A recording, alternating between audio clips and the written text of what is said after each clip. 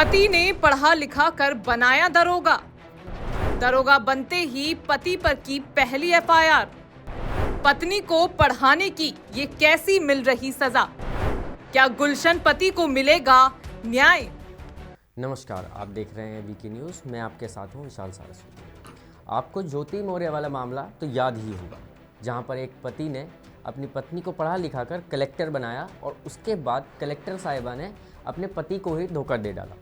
इस मामले की गुत्थी अभी सुलझी भी नहीं थी कि ज्योति मौर्य पार्ट 2 सामने आ गया। इस बार तो पहले वाले कांड से बड़ा कांड हुआ है, क्योंकि जिस पति ने अपनी पत्नी को पढ़ा लिखा कर दरोगा बनाया, उसने पहली ही एफआईआर अपने पति पर ही काट दी। दरअसल हुआ यूं कि जनपद बरेली में तैनात महिला सब इंस्पेक्टर पायल ने, जिसने 2021 में गुलशन से कोर्ट मैरिज की थी, फिर समाज की नज़रों में दिसंबर 2022 में शादी की।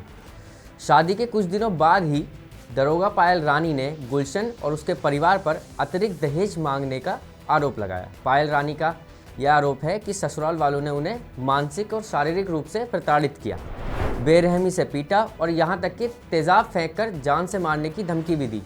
ये धमकियाँ इतनी गंभीर थी कि पायल रानी को अपनी जान का खतरा महसूस होने लगा, जिसके बाद पति गुलशन और परिवार के 8 सदस्यों के खिलाफ मुकदमा दर्ज कर दिया। हालांकि पति गुलशन का इस मामले पर ठीक उसका उल्टा कहना है। उनका कहना है कि उन्होंने अपनी पत्नी पायल को पढ़ा लिखा कर अफसर बनाया और उन्होंने अपने प्रेमी के साथ मिलकर उन पर ही एफआईआर कर दी। पति गुलशन का कहना है कि मैं और पायल 2016 से अफेयर में हैं। जब हम दोनों ने साथ पढ़ते थे तो दोनों ने वर्ष 2021 में कोर्ट मैरिज की थी, जिसके बाद परिजनों को समझाकर हमारी शादी 2022 में हुई बिना लेन देन के, और पायल मेरे साथ घर पे रहने लगी। मैंने अपनी पत्नी को, पायल को यानी पढ़ा लिखा कर सब इंस्पेक्टर बनाया और अपनी मेहनत की कमाई से उन्हें रुपये देकर पढ़ाया और समर्थन किया, जिससे उन्हें नौकरी मिली। लेकिन अब पायल रानी ने उन पर ही और उनके परिवार पर ही झूठे मुकदमे लगवा दिए। मेरा नाम गुलशन है। गुलशन जी, कप्तान साहब के यहाँ है, क्या पूरा नाम? मेरी घरवाली, अब मतलब कि हमारा रिलेशन था 2016 से। उसके बाद में हमने पढ़ाया लिखा, अपना उसको सपोर्ट किया।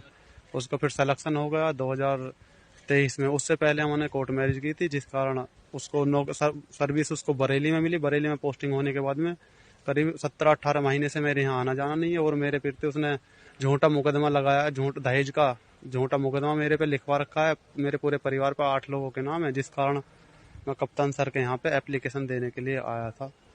वो मैं अपनी एप्लीकेशन दे चुका हूँ।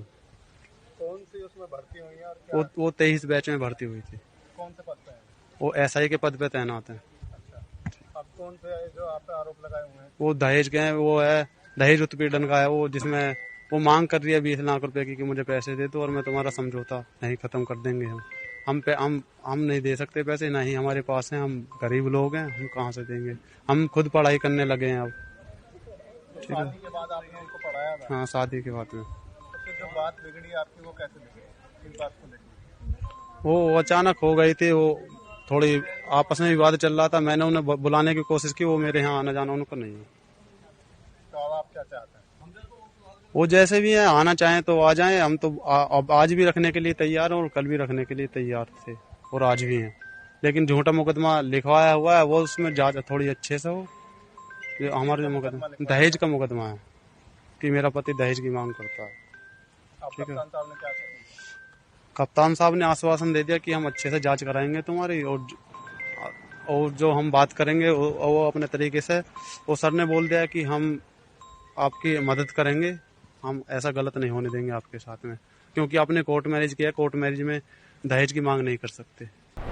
फिलहाल ये कहानी किसी फिल्म से कम नहीं लगती, लेकिन सच्चाई क्या है ये तो कानूनी कार्रवाई के बाद ही पता चल पाएगा।